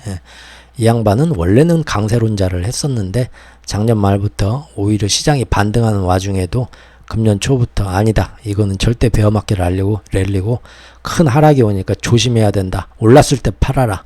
엄청나게 얘기하는데 영향력이 굉장한 분이죠. 이 마르코 콜라노비치 역시도 어제 갑자기 조용히 자세를 낮추기 시작했습니다. 이분이 하는 말이 이분은 원래 최근까지만 해도 6월 말까지만 해도 하반기 거시 경제가 악화할 것이고 너무 많이 오른 주식은 위험 보상이 매력적이지 않다 하고 주식을 피할 것을 주장했던 사람인데 오늘 보고서에서는 아무래도 연착륙으로 가는 길이 굉장히 좁을 거라고 봤는데 지금 보니까 굉장히 그것이 많이 약간 더 넓어졌다. 긍정적이다. 이대로면은 상당한 상승 여력이 있다라고 물론 자기 주장을 완전히 바꾼 건 아니지만 한 발 뒤로 물러났습니다. 이렇게 낙관적인 시장 전망은 이제 더 이상 긴축이 없을 거라는 전망과 함께 순식간에 달러 인덱스도 급락하게 되는 매우 파괴적인 달러 약세를 선보였죠. 아까 보여드렸는데 이어지는 영상에서 자세히 다루도록 하고요. 자, 여기서부터 이제 따져봐야 할 게 있는데 그러나 사실 7월 들어서의 강세장 굳히기의 모습은 지난주 CPI, PPI 영향이 크긴 하지만 그 전에 이미 상반기에 기록적으로 상승한 주식시장의 아웃퍼폼이 있기 때문에 그 근간이 이루어진 겁니다. 맞죠? 즉 상반기에 거대한 상승세가 이미 아까 피보나치 되돌림도 봤지만 시장을 기술적으로 저항선을 위를 땅땅 거의 끝에까지 숨이 깔딱깔딱하게 차게 만드는 강세장 초입까지 밀어 올린 거고요. 이 이후에 이제 CPI, PPI가 발표가 나오면서 시장이 한 번 더 빵 뛰게 되니까 이것이 기술적으로 저항선을 다 위로 빵빵빵 뚫으면서 완전히 지금 연착륙이 된다고 가세 효과가 가미한 거죠. 그렇다면 지금 시장이 우리가 지금 차트로 지금까지 본 이 시장의 모습이 앞으로도 계속 강세를 이어갈 수 있는가 아니면 결국은 또 하나의 거대한 베어마켓 랠리일 뿐인가 하는 것은 과연 지금까지 이뤄진 이 상반기 거대 상승에 근본적인 펀더멘탈이 합당한 것인가에 달려 있겠죠. 무슨 얘기냐면 뒤에 또 한번 할 건데요. 그런데 연준은 작년부터 지금까지 금리 인상과 양적 긴축을 통해 시장의 유동성을 꾸준히 줄여왔습니다. 맞죠? 이것은 2023년도 상반기에 들어와서도 마찬가지였습니다. 비록 3월에 실리콘밸리 은행 사태 때 중소은행을 타겟으로 연준이 일시적으로 자금을 풀어주는 효과가 있었긴 했지만 이것이 전체적인 큰 유동성 축소 흐름을 방해한 것은 아니라고 봅니다. 그리고 이제 금년 상반기 결산에 나왔는데요. 역시나 상반기 다 들어보니까 연준의 대차 대조표는 줄어들었다고 결과가 나왔습니다. 뒤에 보여드릴게요. 일반적으로 통화 공급량이 축소되면은요. 그만큼 채권 수요가 하락하고요. 채권 가격이 따라서 하락하고요. 그러면은 채권 금리의 상승이 되는 거고요. 채권 금리가 상승이 된다는 것은 그에 따른 기술 기업의 주가 상승에 부정적인 영향을 미치게 됩니다. 제가 아까 10년물 금리 얘기하면서 며칠간 떨어졌지만 아직도 3.75인데 이거는 기술주, 성장주의 진행의 주가에 굉장히 압박적인 수준이다 말씀드렸죠. 상반기에 미국 증시의 상승은 빅테크가 거의 주도했습니다. 매그니피션트 7이죠. 그리고 미국 나스닥에서 현재 비정상적으로 커진 빅테크 기업들의 비율 때문에 시장에서 다른 섹터들은 사실 그렇게 크게 오르지 못하는 가운데서도 전체 지수를 계속 끌어올린 게 사실입니다. 그게 너무하고 과하고 너무 왜곡됐다 싶으니까 이번에 나스닥 100의 비중을 조정하겠다고 나온 거 아닙니까? 그렇죠? 예. 그리고 이제 그 끌어올림이 아까 우리 차트 본 것처럼 기술적인 한계 수준까지 넘다 보니까 7월 둘째 주 들어서 빵 넘다 보니까 이제는 연착륙 한다는 낙관론, 즉 상반기에 내년 상반기에 금리 인하 드디어 한다라는 낙관론하고 결합하면서 슬슬 이제는 전체적으로 빅테크가 아닌 다른 섹터들로도 낙관적인 성향이 전염되고 있는 겁니다. 아직 러셀 2000은 딱 여기 38.2% 수준이긴 하지만요. 즉 그런데 보면은 빅테크 기업들은 결국은 기술 기업이거든요. 그렇죠? 하지만 상반기에 연준 정책대로 시중의 통화 공급량이 줄어들었는데도 이들은 상반기에 도리어 크게 상승했습니다. 물론 빅테크는 우리가 보통 따지는 허접한 다른 기술 기업들과는 달리 이미 견고한 캐시카우들 계속 돈을 지속적으로 만들어내는 현금 흐름을 창출할 수 있는 자기들만의 독점적인 시장 지배력이 있습니다. 그렇죠? 클라우드나 마이크로소프트의 뭐 MS 365 뭐 그런 거 오피스 같은 거 파는 시장이나 그 다음에 애플은 뭡니까 뭐 아이폰하고 맥북이나 이런 거 꾸준히 나오는 큰 시장이 있고요. 그리고 실제로 이 회사들은 또 현금 보유량이 어마어마하게 많다는 등의 차별적인 강점이 있습니다. 은행에서 빌리는 대출 말고도 자기들 돈도 엄청나게 많다는 거죠. 그럼에도 불구하고 그동안 빅테크의 주가의 성장은 역시나 일반적인 산업주나 가치주와 다르게 그럼에도 불구하고 얘네들이 앞으로 뭐 인공지능으로 더 큰 이득을 만들 거래, 애플카를 만들어서 뭐 더 큰 비중을 만들 거래 하는 장밋빛 미래 전망치, 기술주 성장주만의 특징이죠. 그런 기대감에 가치주가 아닌 기술주만의 특성대로 과도하게 수혜를 입으면서 돈이 투자가 되면서 주가가 크게 뻥튀기해서 상승해 온 게 사실입니다. 원래 기술주 성장주라는 게 그런 의미에서 이름이 붙은 거니까요. 그래서 작년 한 해에 뭐 MS나 뭐 애플이나 절대 뭐 실적이나 이런 거에서 크게 뭐 나쁜 건 없었습니다. 그럼에도 불구하고 금리가 작년 3월부터 상승되기 시작하면서 빅테크들도 다른 기술주에 비해서는 분명 두세 달 조금 늦게 시동이 걸리긴 했지만 작년 10월 말까지 계속 하락만 했던 거죠. 그렇죠. 그러면 작년의 모습을 보면 금년에도 그랬어야 되는데 오히려 금년에는 조금씩 실적에 브레이크가 걸리는 모습을 보여줬습니다. 예상만큼 클라우드 시장이 안 컸고 뭐 전체 수요 시장이 좀 줄어들었고 아이폰 시장도 조금 그 예상했던 실적에서 떨어지고 전부 그런 문제들이 나왔어요. 그런데 금년 상반기에는 오히려 지금 본 것처럼 통화 공급량도 계속 지금 줄어들고 그러고 있는데도 왜 금년 상반기에는 반대로 작년과 정반대로 기술주 빅테크는 작년에는 그렇게 똑같은 상황에서 기술주라는 특성 때문에 금리가 오르면서 통화 공급량이 줄어들면서 시장에서 떨어졌는데 금년 상반기에는 오히려 매출 실적 이런 것이 작년보다 조금 더 안 좋은 가이던스 전망도 나오면서 위축됐음에도 불구하고 통화 공급량도 똑같이 줄어들었는데 왜 이번에는 올랐냐 이거예요. 아무리 생각해도 이렇게 따져보고 저렇게 따져봐도 결국은 AI죠. 다른 변명거리가 없습니다. 그런데 AI는 사실 아직도 눈에 띄는 매출적 성과를 못 가져오고 있습니다. 오히려 예전에 한번 제가 잠깐 소개해드렸지만 그 샘 알트만이 하는 얘기가 그 가장 잘 아는 샘 알트만 뭐 누가 뭐 전문가 우리나라 뭐 전문가 유튜브에 나와서 떠들어도 챗 GPT 회사를 이끌고 있는 샘 알트만이 하는 게 제일 정확한 얘기 아니겠습니까? 근데 샘 알트만이 직접 나와서 그랬죠. 당장 매출 1, 2년 동안은 매출보다는 투자하는 돈만 계속 더 들어갈 거다 말했잖아요. 오히려 지속적인 투자만 더 요구하고 있다는 겁니다. 그러니까 검증된 실용성이 없는 거죠. 아직 뭔가 그런 거 그거 외에도 부작용에 따른 규제와 앞으로 그런 규제가 있어야 될 부작용이 나오고 거기에 따른 규제가 나올 건데 뭐 거짓 뉴스부터 해서 그 피해보는 사람들 그런 거 다 어떻게 해줄 겁니까? 제가 그때 살짝 지나가는 말로 한번 지적했었죠. 그리고 지적 재산권 문제도 그때 제가 그런 거 아무 지금 반영이 안 된 거다 말했었죠. 그래서 나는 지금 AI 열풍을 꼰대 아재라서 꼭 그렇다기보다는 이거저거 따져봐도 도저히 여기에 발을 못 들이겠다. 개인적인 의견일 뿐입니다. 그런데 확실히 즉 이런 문제들 외에도 아직 시도도 못 해본 문제 해결점들이 많이 남아있는데 이것들이 과연 앞으로 어떤 식으로 이 AI의 기대, 산업, 미래에 대해서 영향을 미칠지도 모르는 게 사실이거든요. 아무리 그럴듯하게 관련 공학자나 전문가들이 장밋빛 미래에 대해서 AI에 대해서 이빨을 털어도 AI라는 기술이 사회와 경제 전반에 실제로 얼마나 긍정적인 효과를 끼치면서 경제와 관련 산업에 막대한 이익을 가져다 줄지에 대한 검증은요 아직 시작도 못한 상태이고 이론일 뿐입니다. 다 그렇죠?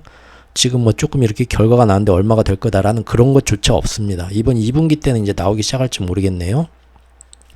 현재는 단순 업무의 효율적인 단순 업무에 어떤 뭐 통계 내는 거, 회계 내는 거, 회사 안에서 자료 수집해서 통계 내고 회계 내고 하는 거 사람이 했는데 이제 AI한테 맡긴다는 거죠. 아니면 저기 맥도날드 드라이브 스루에서 뭐 드실래요? 뭐 무슨 세트로 주는데 쿠폰 있으세요? 그런 거 받는 거 한다는 거죠.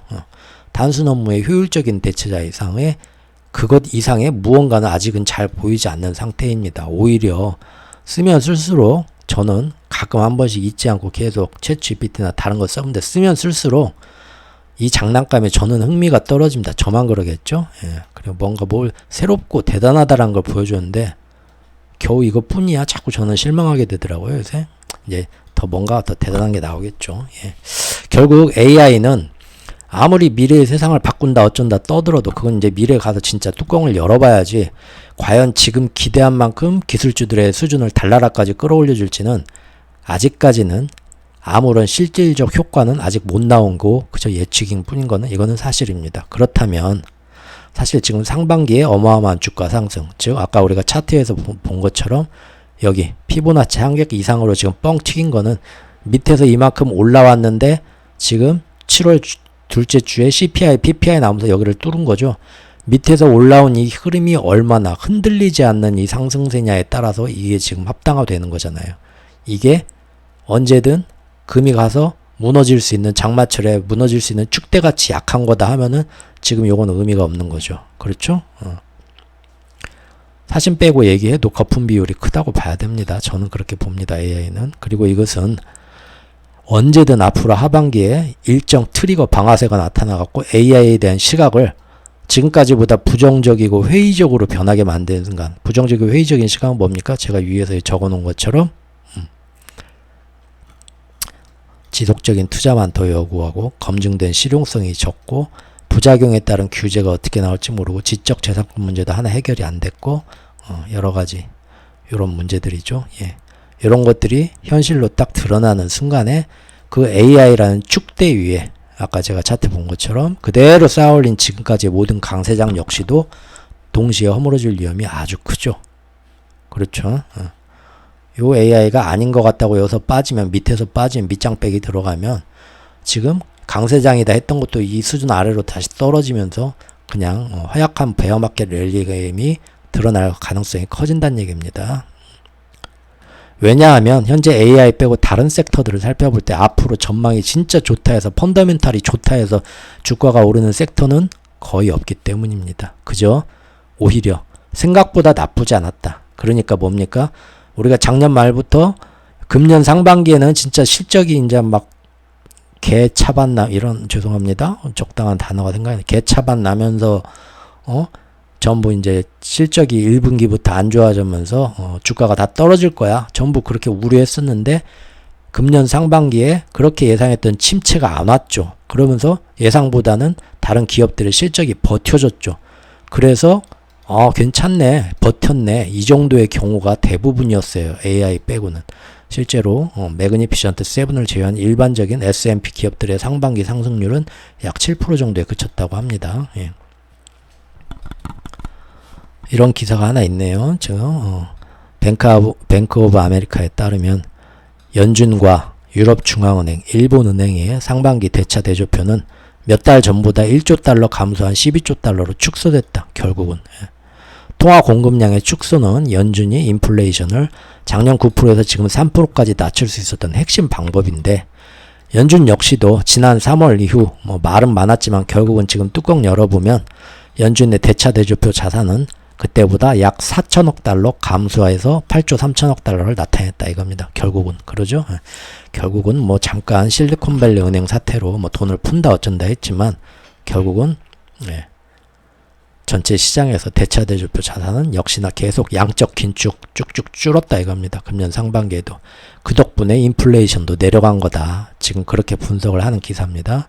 언제적 기사냐면 7월 18일 기사. 오늘 기사야? 오늘 기사네. 아까 추가했구나. 이런 얘기입니다.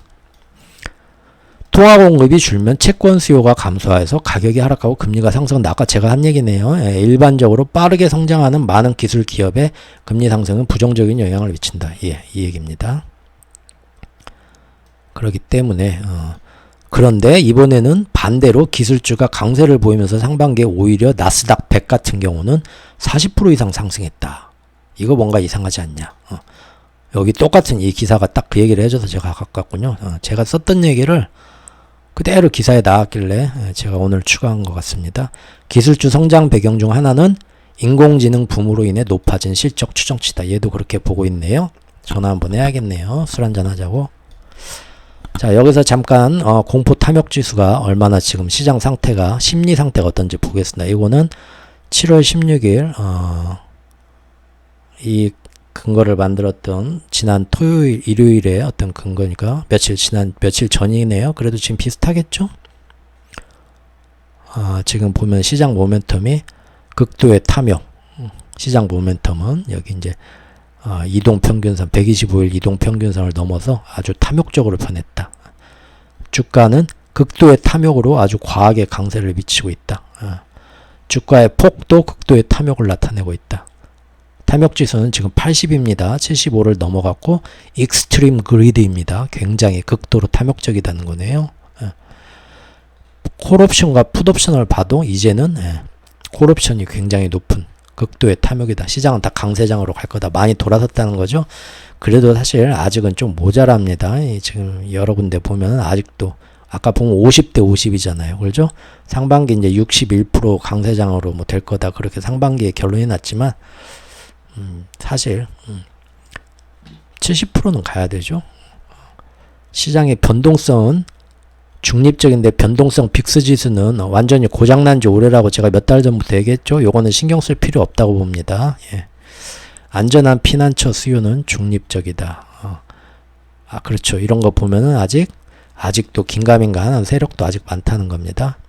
정크본드 수요는 탐욕인데 이것도 그렇게 극도의 탐욕은 아니고 시장에 과열된 건 한 80%, 70-80%, 80% 정도 과열됐다고 봐야겠네요. 예. 그러나 이런 증시의 모습은 지금 이런 기대는 미국의 경기 침체가 안 오고 즉 연착륙이 되고 이대로 긴축 모드는 조만간 내년 상반기에 종료가 되면서 미국 경제는 아무 상처 없이 다시 예전의 영광으로 회복한다는 가정하에 지금 증시가 이만큼 오른 거죠. 그런데 그러기에는 이미 시장의 모습과 달리 실물 경제에는 여기저기 드러나는 그림자들이 이미 무시하지 못할 수준으로까지 진행됐습니다. 이 실물 경제에 무시하지 못할 수준은 뭡니까? 이미 금년 3월 달에 실리콘밸리 은행 터진 것만 봐도 알잖아요. 못 참고 터진 거죠. 지금 또 다른 데서 어떤 위험이 있나 볼까요? 파월의 저주인가? 미국 기업의 파산 신청이 못 살겠다. 부도의 고금리 사태를 경기도 안 좋은데 고금리 사태를 못 버티겠다 하면서 파산 신청한 것이 벌써 금년 6월까지 반절이 지났는데 지난해 1년 동안 파산 신청한 것만큼이 벌써 됐다. 이대로 뭐 작년에 비해 거의 2배 수준이란 얘기죠. 미국도 이런다는 겁니다. 강하다 잘 나간다 말하지만 우리나라도 뭐 거의 그러잖아요. 그리고 또 요거는 저번에 한번 보여드렸던 기사인데 한 번 더 갖고 봤습니다. 미국의 기업 파산이 지금 파산 신청 건수가 코로나 그때 빵 터졌을 때 그 수준이면서 지금은 글로벌 금융위기 당시 2008년 수준하고 비슷한 그 파산율 수준이다. 예, 삐걱대고 있다는 겁니다. 다만 미국은 전체 시스템이 흔들리지 않게 금융이 거대 5대 은행, 10대 은행 꽉 잡고 가겠다는 거죠, 지금. 그리고 여기 똑같은 얘기 나왔네요. 제가 아까 우리나라 얘기한 것처럼 미국의 지금 인플레가 저렇게 둔화된다고 말들은 하는데 소비자들이 느끼는 장바구니 물가는 잘 체감을 못하겠다. 여기 나온 겁니다. 특히 소비자들이 지금 그래서 전혀 장바구니 물가는 PPI는 떨어지지만 CPI에선 기업들이 올려도 사람들이 돈이 많으니까 그렇게 저항 안 하고 잘 사네? 그럼 굳이 아까 기름값, 주유소 기름값 얘기한 것처럼 굳이 뭐 상품 가격을 내릴 필요는 없겠죠? 그러면은 실제 기대 인플레이션도 계속 올라가게 되는 효과를 가져올 수 있다는 겁니다. 그리고 상업용 부동산, 전체 미국 부동산 시장 우리나라하고 좀 틀려가지고 가계부채무나 뭐 고정금리나 그런 것도 지역적인 편차가 굉장히 커서 문제는 뭐 조금 다르긴 하지만 그래도 지금 뉴욕뿐만 아니라 전 세계 베이징, 홍콩, 유럽 전부 다 지금 우리나라는 말할 것도 없고요. 사무실 건물은 지금 텅텅 비어갖고 공식률이 전 세계가 지금 13년 만에 최고치인데 얘네들 이 사무실이 다 뭡니까? 자기 돈 가지고 샀습니까? 우리나라 분양받은 것처럼 다 고금리에 대출받아서들 다 유지하는 거죠. 회사들이. 근데 이제 점점 그 고금리를 갚기 힘들면 싼 값에 나오기 시작한다는 거죠. 충격을 가져올 수 있다 이겁니다.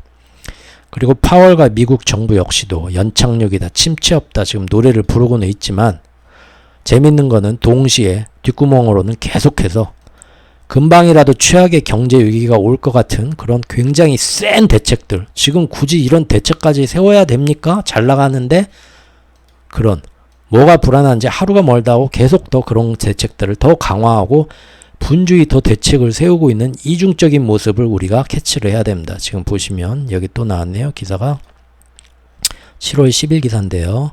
미국 대형 은행들이 디폴트를 우려한 대송충당금을 크게 늘렸다. 고금리와 상업용 부동산 침체 여파에 따른 가계와 기업들의 대규모 채무 불이행 디폴트 사태를 우려해서 대손충당금을 작년 상반기부터 매 분기마다 점점 더 크게 쌓아놓고 있는데 이거를 이제 연착륙도 하고 경제도 좀 상반기에 그렇게 좋아진다고 하니까 좀 줄였겠지 했더니 이번엔 더 올렸죠. 계속 더 대손충당금 올려놓는다는 겁니다. 올 2분기에 약 50억 달러 상각 처리했다. 대손충당금도 더 쌓아뒀다. 이들 은행의 올 2분기 대손상가액과 대손충당금은 모두 작년 이맘때 대비해서 2배까지. 자, 이거 뭔가 다르죠.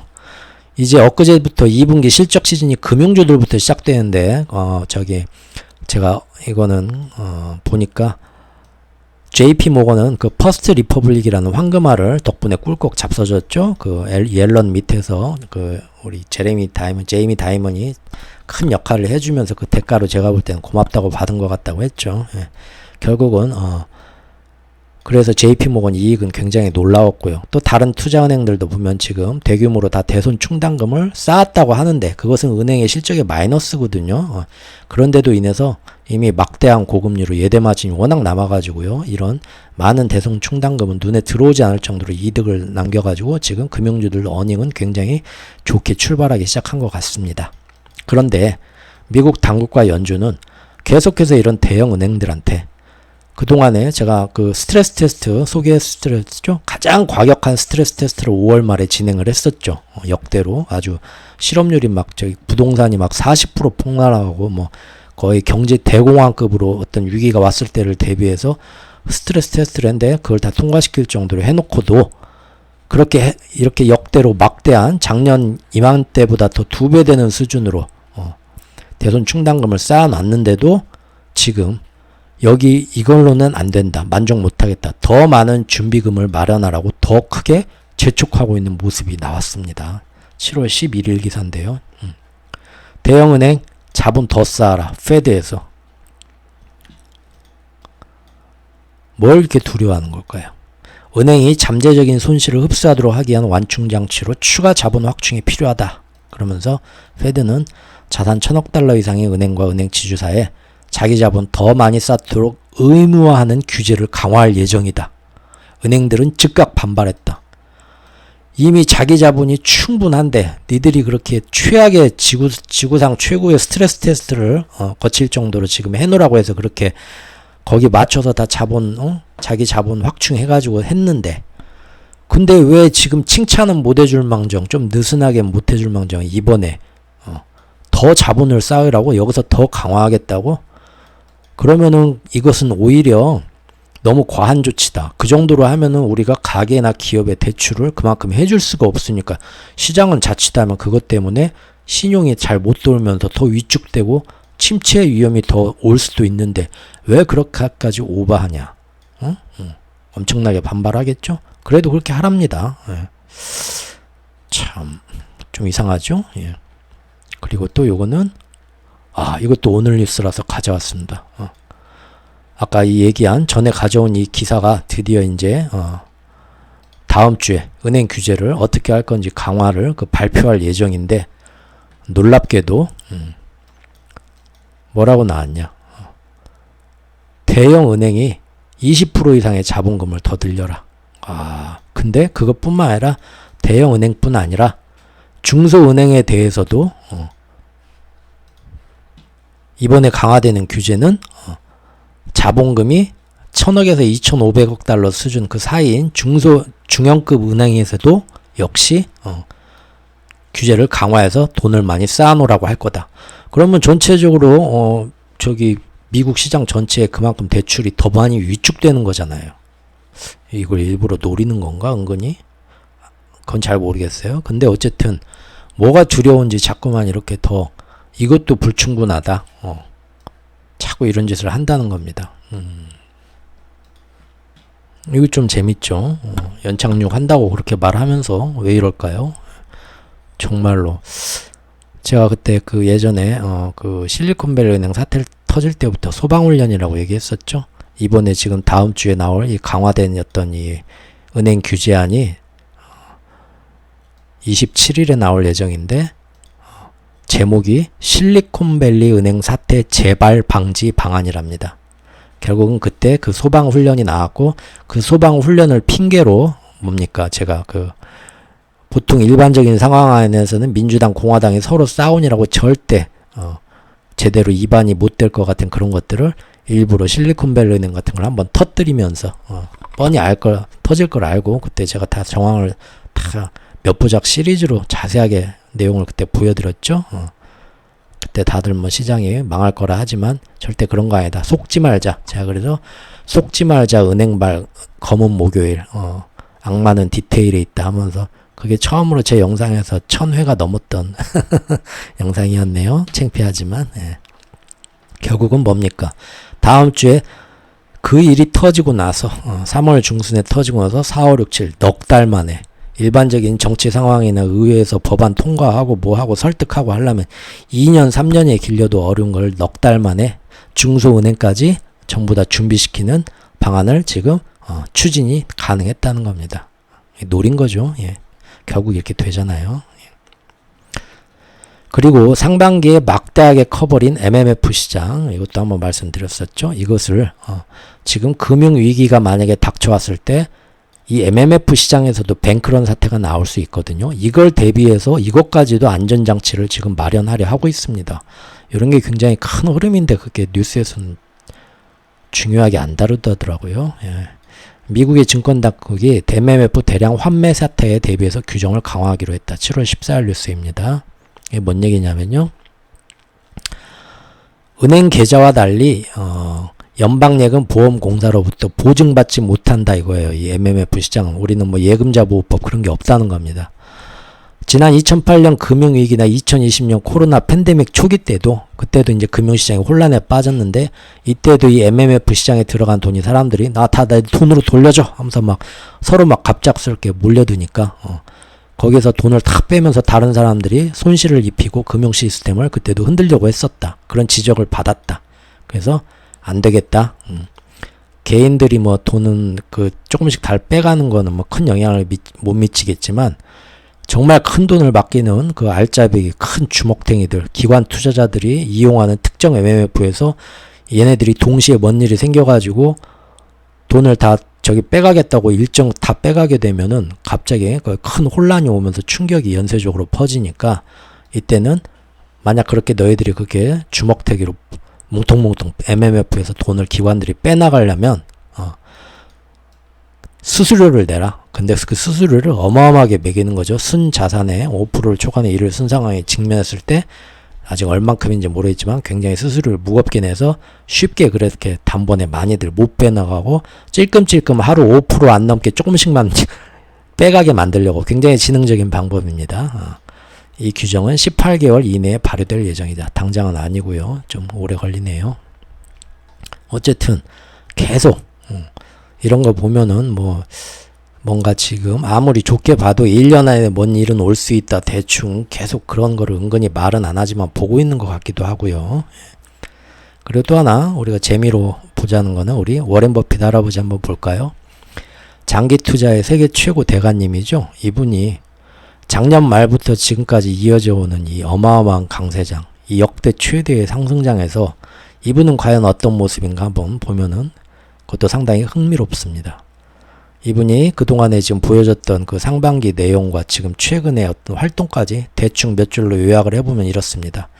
앞으로의 에너지 가격은 중국에서 중국 불황 때문에 전체적으로 수요가 전 세계에서 감소되고 기타 여러 가지 영향 등으로 계속 더 여기서 더 떨어질 거라 하락할 것이라고 비관적임에도 불구하고 이분은 꾸준히 상반기에도 유가가 그렇게 떨어지는데도 정유 관련 주식 비중을 그 이후로도 계속 더 넓혀가지고 계속 더 넓혔죠. 최근에는 6월 말과 7월 사이에는 천연가스를 생산하고 저장하는 회사들, 천연가스 아주 떡락이 됐죠 지금. 그런데 그 회사들의 비중도 마치 정유회사가 그랬던 것처럼 회사를 사들일 것 마냥 엄청나게 지금 미국에서 사들이면서 지금 넓혀가고 있습니다. 보유 지분을. 왜 그럴까요? 그리고 반대로 기술주들에 대해서는 애플이 최고다. 내가 예전에 잘못 생각했었다. 꼰대라서. 그래서 자기도 애플의 그런 비중을 가장 많이 갖고 있죠. 애플은 그렇다 치는데 반대로 일부 기술주들에 대해서는 작년 하반기부터 그답지 않게 그전에는 워렌 버핏이 이런 짓을 할 정도로 놀라운지 그게 뭡니까? 장기 투자가 아닌 분기별 끊어치기 단기 투자죠. 끊어치기 기술을 계속 선보이고 있습니다. 대표적인 게 TSMC였죠. TSMC 계속 지금 그 이후로도 올랐는데도 빠르게 1분기 만에 손절 쳐버렸죠. 샀다가 단기간에. 아무래도 제가 이건 미중 갈등의 어떤 위험을 이분이 길게 보기 시작한 것 같다. 왜냐하면 단기적으로 몇 분기 떨어지더라도 이분은 지금 충분히 싸다 하면 그때부터는 그냥 그런 거 구애받지 않고 사거든요. 10년 뒤를 보는 거거든요. 사고 나서 2, 3년 떨어져도 눈 하나 깜짝 안 씁니다. 계속 바닥으로 떨어져도 이분은. 10년 뒤를 보는 사람이거든요. 항상 그러거든요. 최소 10년, 15년 그렇게 보는 사람인데. 그런데 TSMC는 왜 그런지 석 달도 안 돼서 샀다 팔아 치우면서 그 위에 엄청나게 오르는 그 꿀을 못 빨고도 그냥 미련 없이 던졌죠. 계속. 이번에 액티비전도 블리자드 액티비전도 MS하고 인수된다 해서 그 전부터 사람들이 안 좋게 볼 때부터 이 사람은 계속 샀죠. 그리고 이번에도 급하게 또 팔아치웠습니다. 산지 얼마 안 돼서. 그런데 이 사람이 워렌 버핏이 팔아치우고 지금 최근 일주일 사이에 MS가 액티비전 블리자드를 인수할 것 같다. 좋은 소식이 지금 여러 군데서 나오면서 그 이후로 또 뻥뻥 더 튀고 있는데 그 꿀을 못 빨고 미리 성급하게 던졌습니다. 끊어치기 한다는 거죠. 지금 보면 기술주들에 대해서는 흔들리지 않고 계속 단타치기만 하고 있다는 겁니다. 이렇게 금년 상반기에 이렇게 오르는 와중에서도. 그리고 장기 투자로 길게 볼 때는 에너지 가격 중국이 장기 불황으로 인해서 점점 더 전 세계에서 에너지 가격은 이제 못 오를 거다. 다들 그렇게 가는데 점점 원유 천연가스 비중을 계속 더 늘려가고 있다는 좀 흥미로운 모습이 나오고 있어 소개해드렸습니다. 이번 영상은 또 여기까지 긴 얘기 들어주셔서 감사합니다. 여기서 끝내고요. 달러와 환율 시장에 대해서 다음 영상에서 이어서 하도록 하겠습니다. 모두 비 많이 오는데 좀 조심하시고요. 특히 이제 시골이나 구시가지 좀 위험한데 축대 옆에 그런데 농작물 뭐 그런 거 관리하시는 분들 계시면 너무 지금 마음고생도 심하고 걱정도 많을 텐데 다들 제발 무사히 아무 일 없이 혹시 이재민이 중에 듣는 분 중에 있을까봐 참 걱정스럽네요. 예. 이 시리즈를 지금 일본 우리나라 시리즈까지 해야 되는데 또 뭐 근데 지금 보니까 하루에 막 2개 이상 3개씩 올리면 좀 너무 길어서 그런지 유튜브가 싫어하더라고요. 아무튼 계속 할 말은 많으니까 앞으로도 틈틈이 계속 이어가도록 하겠습니다. 또 여기까지 들어주신 소수의 어떤 우리 애청자님들께 깊은 감사의 말씀 드립니다. 편한 밤 되십시오.